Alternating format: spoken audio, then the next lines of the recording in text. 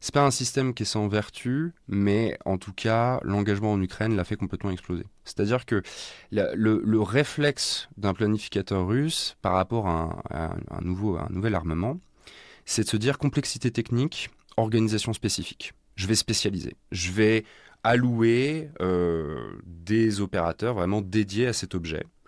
Ça a été le cas des hélicoptères, ça a été le cas des tanks, c'était le cas des drones, et c'était le cas, par exemple, de la guerre électronique. Et l'idée, c'était à chacun sa spécialisation. L'infanterie va faire que de l'infanterie, les dronistes vont faire que de la dronisation. Et l'idée, c'était tout ça, ça permet de simplifier leurs tâches et et du coup de simplifier leur coordination. Donc c'était le commandant supérieur qui devait dire à chacun comment opérer ensemble. Mais du coup, ce qui crée un problème justement dans comment on instille une culture du drone, comment on instille une culture de l'initiative, c'est l'entraînement, c'est la formation. Sauf que très concrètement, en Russie, pour s'entraîner, les unités de dronistes s'entraînaient qu'entre dronistes, l'infanterie qu'avec l'infanterie, et à chaque fois qu'ils devaient faire un entraînement, par exemple interarmes, et encore pire à l'interarmée, avec l'aviation et les autres branches, en fait, il fallait forcément que ça soit un exercice en fait du rang supérieur. Ils fonctionnaient totalement en silo.